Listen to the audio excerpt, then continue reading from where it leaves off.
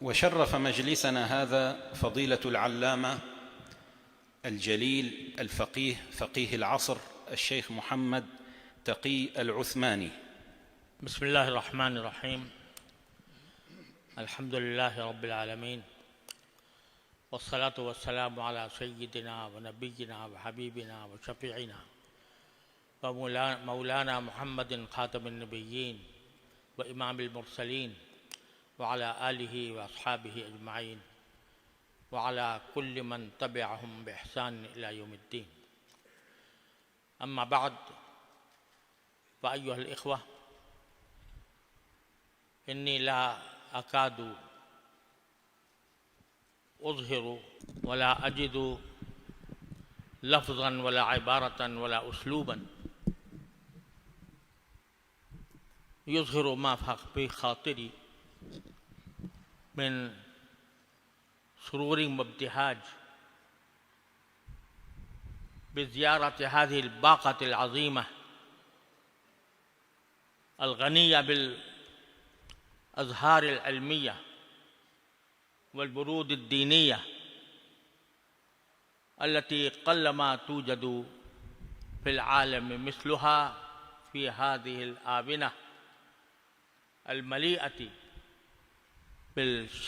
بالكفر والشرك والطغيان.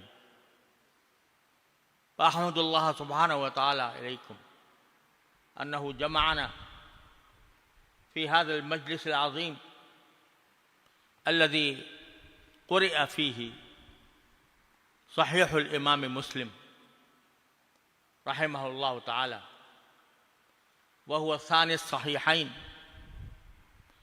وقد اعتبر بعض علماء خاصة المغاربة منهم، حتى قال الشيخ أبو علي النسفي رحمه الله تعالى: ما تحت أديم السماء أصح من كتاب مسلم. والواقع أنه لو قدم صحيح البخاري على صحيح مسلم فبسبب تراجمه الدقيقة واستنباطاته العميقة. أما في صناعة الحديث من حيث الإسناد ومن حيث الدقة في النقل، فلا شك أن الإمام مسلم بن الحجاج القشيري رحمه الله تعالى هو أعلى بكثير من الإمام البخاري رحمه الله، لأن دقته في سرد الأسانيد أكثر مما يوجد في صحيح البخاري. كما تعرفون وقد قرأتم صحيح مسلم بأجمعه، رأيتم أنه يكون فيه الدقة حينما ينقل شيئا عن أساتذته. فإن قال أستاذ حدثنا يقول حدثنا، وإذا قال حدثني فهو يقول حدثني، وإذا كان أخبرنا فهو يقول أخبرنا.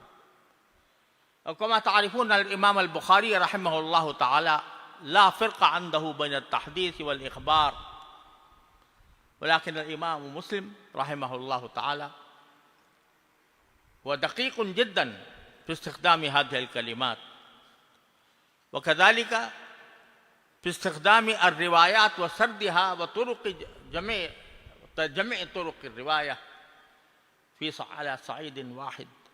هذا مما تميز به صحيح الإمام المسلم رحمه الله تعالى.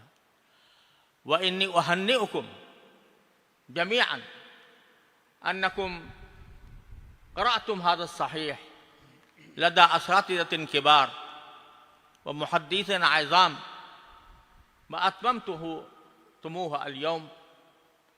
فبارك الله تعالى في علمكم وعملكم واتباعا لسنة النبي الكريم صلى الله عليه وسلم في أقوالكم وأعمالكم وأفعالكم، وأن ينفعنا جميعا أن نتبرك بهذا المجلس العظيم الذي عقد لرواية أحاديث الرسول صلى الله عليه وسلم بهذا البقار وبهذه التمكنة وبهذا الإكرام الذي رأيناه اليوم.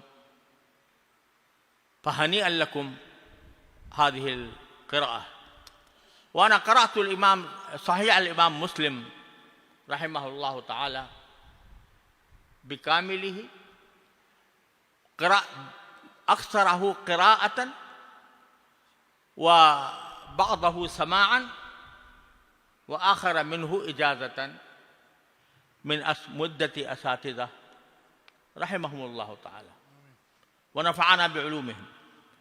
فأنا من كنت لست أهلا بأن أجيز أحدا لأني أدنى من ذلك، ولكني امتثالا لأمركم وامتثالا لأمر مشايخ والأساتذة الموجودين هنا أجيزكم جميعا بكل ما أروي، ليس برواية الإمام مسلم فقط، بل بكل ما أروي عن مشايخي في باكستان والهند والبلاد العربية أو غيرها. وأسانيدي بفضل الله تعالى مثبتة في ثبتي الذي طبع باسم ثبت العثماني. وعندي مسلسلات أخذتها معظمها من الشيخ محمد ياسين الفاداني، وبعضها من الشيخ حسن المشاط المكي المالكي والشيخ الناخبي رحمهم الله تعالى. فأنا أجيزكم إجمالا برواية هذه الروايات، بل لم يكن بالتسلسل إلا الحديث المسلسل بالأولية الذي قرئ عليكم الآن. وأدعو الله سبحانه وتعالى أن يوفقنا جميعا لاتباع سنة النبي الكريم صلى الله عليه وسلم. فإن المقصود الحقيقي من دراسة الأحاديث ليس إظهارا للعلم وليس إعجابا به، وإنما هو العمل بسنة النبي الكريم صلى الله عليه وسلم في جميع شؤون الحياة. وأخيرا ولا آخرا أنبه نفسي وإياكم أن العالم الإسلامي اليوم في خطر عظيم. أن الحمد لله رب العالمين.